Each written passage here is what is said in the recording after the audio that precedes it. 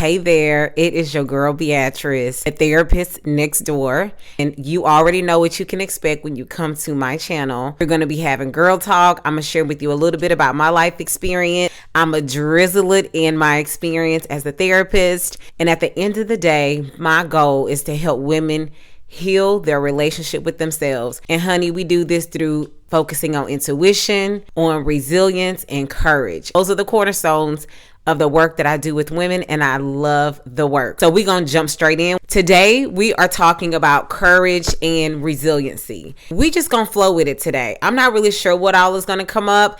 I have a few questions that have been sent in by followers, and so I'm going to answer y'all's questions, and we just going to go from there. As always, please like, comment, subscribe, and share. See you on the other side. One of the questions that came in is about how do I deal with challenging seasons of life or circumstances.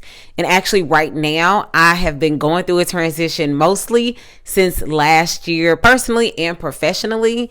Honestly, y'all, the way that I have dealt with it is one day at a time. I have a toolkit of like coping skills that I go to. So I like going in nature. I like taking walks. I like practicing being in solitude, so just sitting in silence helps me a lot. Of course, talking to my friends help, journaling. Those are all the things that I do. But what I've noticed more than anything in this season, honestly, is that most of the work that has been required is in my mental. Mental blocks are a real thing, even for people like me, okay? Doing that work, I have really had to pay attention to the beliefs that I have about myself. Pay attention to the things that I'm telling myself. Insecurities that I'm still dealing with around how I show up, or about the things that I really want. And what's funny enough, I've realized that I've been doing some grieving in this season as well, grieving what hasn't come to fruition yet. I think we can all relate to that to some degree. I don't know. I just thought that life will look different by now. I did not envision that at 36 I would be divorced and not have any children. And honestly, right now I really don't know if I want kids, but a part of me is not sure if that is there because I'm not married, or if it's really a desire. You know what I'm saying? Like, I don't feel in a rush for kids, but there's a part of me that wonders, do I feel that way because there's no one serious in my life like that right now? So I've been grieving some of what I don't have right now, and I've realized that that's okay too. There are so many people in the same boat, so it is something that you have to take a day at a time. And I've really had to allow myself to just sit with my feelings and be okay with not being comfortable. I've been fortunate enough to have a life where things have flowed for me, but because of my mental blocks and the way that I think about things, y'all, I could be in a season of so much blessing and overflow that I will miss it because I'm stressing about what I don't have, or fear that the bottom is going to fall out. I don't know if anybody else can relate to that, but it's real ghetto. So I've really tried to work on practicing a lot of gratitude and like focusing on the things that I do have and counting my blessings, honestly. So that's what I'll say to that. Okay, so this is the great question. What role has self-care played in helping me deal with difficult situations? And honestly, I'll share with you something that I have learned about myself in this season is that I be stuck in my head for like 5 days, almost like a trance. I have to catch myself. I'm getting better at catching myself being in my head, like replaying situations, worrying about things, wondering how things are gonna work out, all the typical stress related behaviors. So the way that I have practiced self-care around that is when I recognize it, like really practice being kind to myself, because when I realize I've been doing it, like sometimes I'll beat myself up. I'm like, girl, look how much time you've wasted. You could have been productive. You could have been doing A, B, C, and D. Instead, you sitting up here worrying about stuff that may not even happen. You see what I'm saying? So I've really tried to be kind to myself once I realized that I've just been ruminating on stuff that probably isn't even going to happen. And then secondly, like I try to pay attention to what have I been thinking about? What are my fears about? Or what are my mental blocks about? What am I feeling insecure about? And then once I come to that realization, I really try to nurture that part of me. A lot of that I do with doing inner child work. I just talk to my younger self. I ask her, what does she need? Sometimes she needs some play. She needs fun. Sometimes she needs, just some ice cream. Maybe she just needs a nap. Maybe she don't need to be adulting on that day or that week. And I'm thankful because I can just not adult for a week at a time if I wanted to. You know what I mean? So I give myself those things without feeling guilty for it. And it took me a long time to not feel guilty for those things, but I'm thankful now that I'm in a place where I can really just chill and give myself that space. But y'all, for real, I can be stuck. I could be real stuck for like a week, sometimes 2 weeks before I realize, ma'am, you really don't have to be stressing about this. You don't have to do all of this. Like, it's not that serious. You know what I mean? Like, chill. That's what it's looked like for me. I'm making light of it, but when I'm in the midst of it, and for anybody who's been in the midst of that space too, it's real ghetto. It's ugly. It's not fun. It drains your energy. You just don't feel good. You lack motivation. The way you feel about yourself is like ultra low. And it's not cute. But like, once you realize that you've been in that space for a little bit, what I have practiced doing is really, really, really nurturing myself, because I know me. And I know that I can go in on myself about how much time I've wasted, how unproductive I've been, how far behind I am, and all of these things. And so I've just been working on doing less of that once I realized that I've been stuck in my head for however long. How have my perspectives about resilience and self-care changed over time? Over time, my perspectives about resilience and self-care have really evolved. I think about some of the hardships I've had in my life, and my faith has been the foundation for me to really get through a lot of that stuff. And now it's more so that it's just simply my relationship with God. And we like this. Like, God don't play about me. And I know he don't play about you either. Okay. My relationship with God has been such an important part of my journey and has really helped me just believe that there's more on the other side. That has contributed to me being more resilient. I think that we can be resilient even when we are in difficult seasons. I remember when I was going through my divorce, there were days where I didn't even want to get up. I didn't want to get out of the bed. All I could do was open my eyes and blink them. Okay. To me, that was resilient because I wanted to just stop doing. I didn't want to do anything. I didn't have the energy to do anything, even if I wanted to. Resilience is not this final product or perfect picture of a life of someone that has overcome all of these things. The fact that you are striving and making choices to get up and live your life every day and not give up is a mark of resilience. I don't think we talk enough about how hard it is to push through hard things. I think we all move about life like everything is just peaches and roses. But I was thinking to myself last week, I was like, I feel like I'm low-key emo. You know what I mean? At least in this season, like, I'm like, am I an emo therapist, Child, because I told you I'll be in my head. I be in my head a lot. And when I'm in my head, it's not real. It's not pretty. It's not a lot of lightness there. And so I have to be intentional about bringing in the light and hope and strength. And a lot of that does come from faith, my spiritual practice that helps me bring that light in. Resilience is making a choice every day to live. And I also know that resilience also looks like doing the best that you can every day, even if that is just getting up, taking a call, sending an email, responding to a text, drinking your water, walking your dog. If you only do one or two of those things, baby, that's resilience. You know what I mean? Like, it is. Because what other people don't know is what it took for you to do just that one thing. People don't know that. They don't see that. People don't know the inner workings of your soul. So because of that, you have to cheer you on. You have to learn how to become your biggest fan. Sometimes it sucks to have to be your own biggest fan. I feel like, because it just feels too hard when you already struggling, A therapist that I saw many years ago told me something that I'll never forget. Two things I'll share with you. She told me seasons always change. The other thing she told me is you like a cat. You always land on your feet. And so I share that same sentiment with you. You are like a cat. And you will land on your feet. And if you look back over your life and the things that you've gone through, the proof, honey, is in the pudding. You really don't need me to tell you that. But this is just your reminder if you needed one. There it is. You'll land on your feet. And I just want to encourage you to trust your process, trust your journey, and know that things are working together for your good. What good is relative, right? The truth of the matter is life may not turn out exactly how you want it to. That's just the truth. I don't want to say the unfortunate truth, but it is just the truth, okay?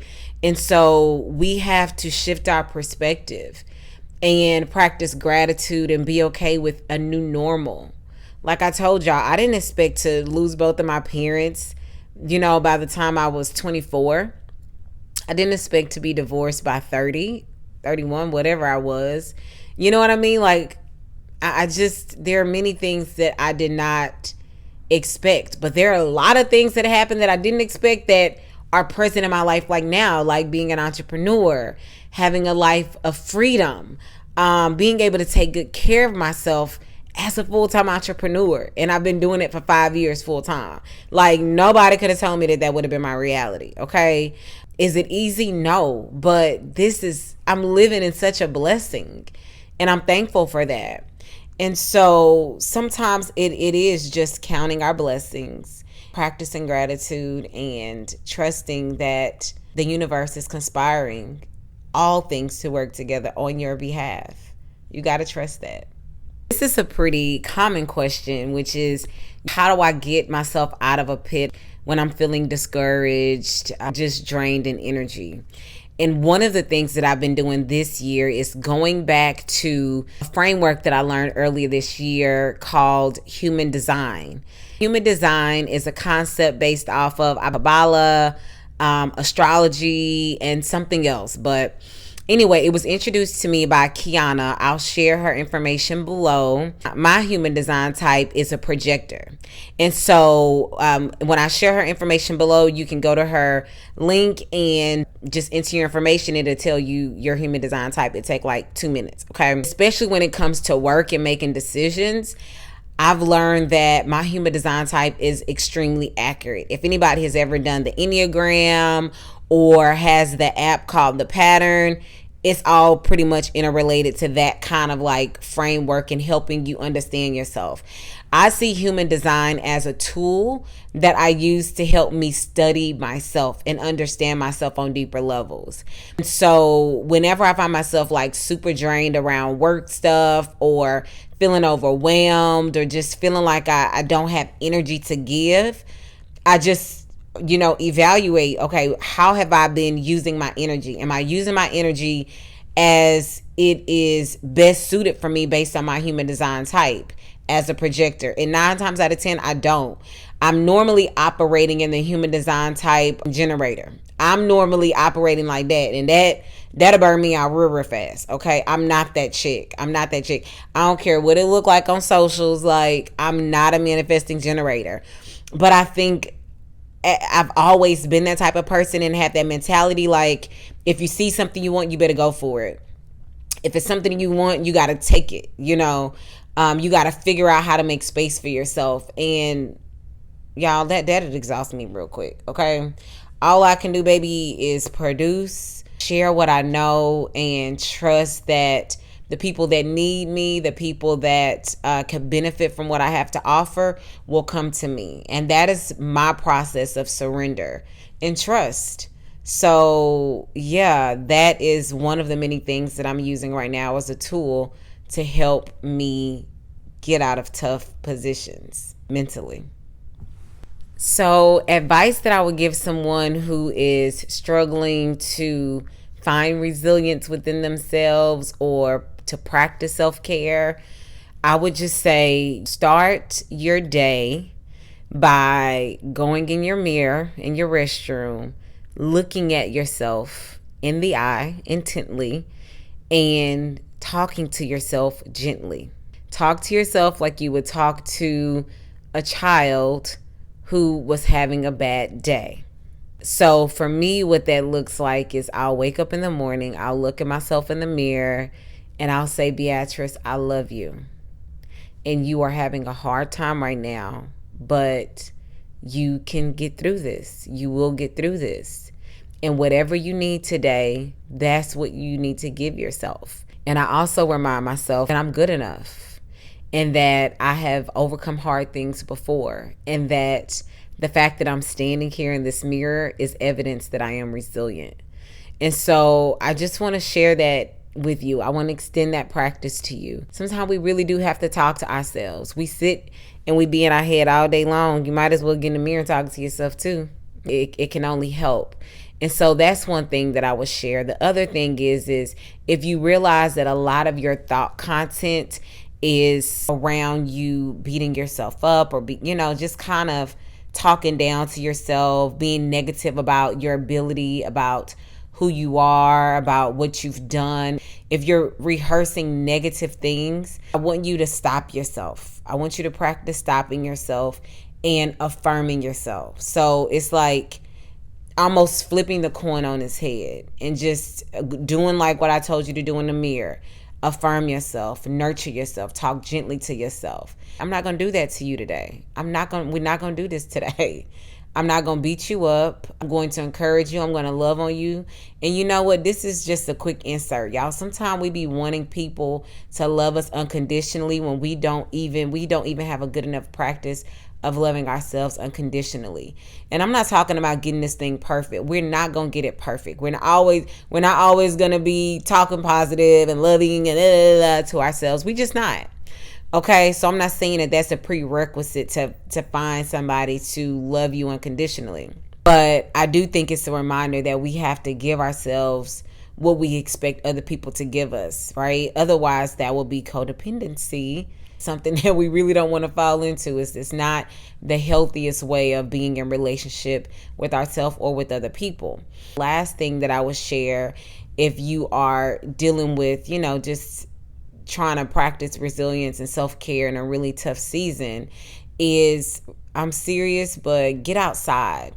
Leave them devices in the car, at home. Find a park, go outside in your backyard, and just be in nature. Just lay down, find a shaded tree or something.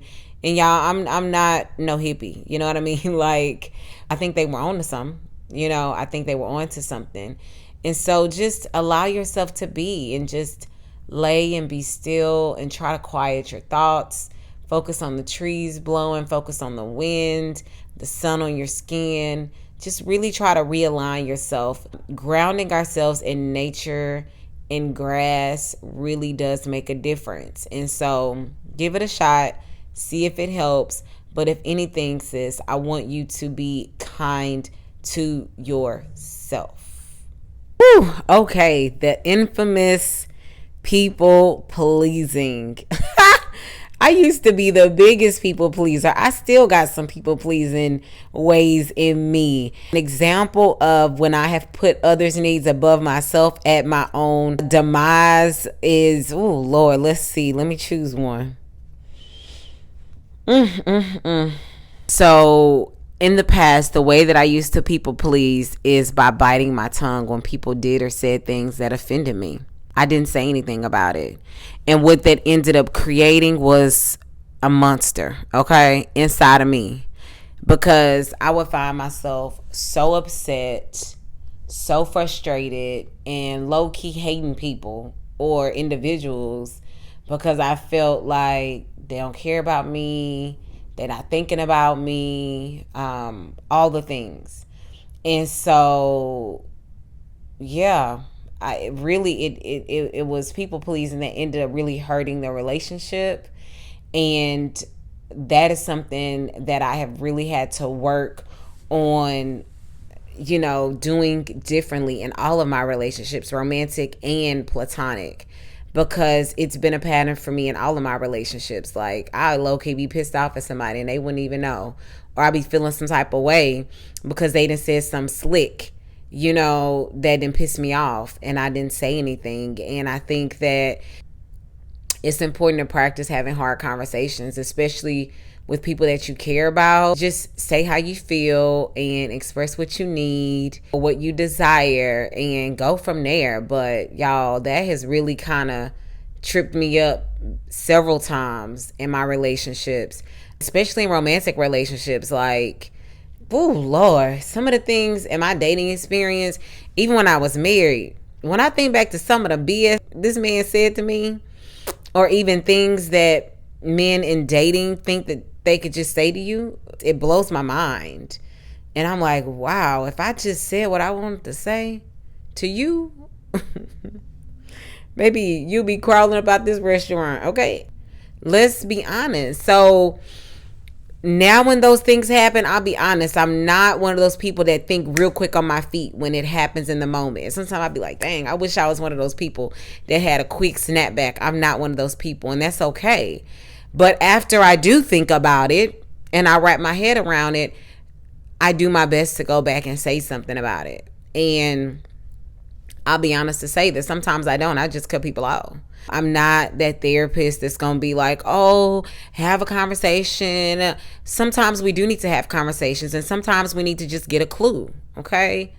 That's just it. Like, that's kind of where I'm at in my life. Some people may agree with it, some people might not, but that's where I am. Everybody and every situation don't require a deep conversation. Sometimes, y'all, we really just need to get a clue and move around. When people show you who they are, believe them the first time. And if you show people who you are first time, they're going to believe you too. So stand on business either way, because other people are going to stand on business as well. I just say, do your best to love people well, but love yourself better. I hope this has been helpful. I really do. I've shared with you some things about my life and my journey that have really helped me. I hope it helps you. All right, y'all. So as usual, please like, comment, subscribe, share. I'm so glad that you spent some time with me today on my YouTube channel. And I really look forward to connecting with you on my next video. If there is anything that you would like for me to talk more about or expound on that I've already discussed in this video, let me know in the comments. I want to hear from you. I want to give you what you want to hear. But anyway, I'll see y'all next time. Have a great day. Mwah.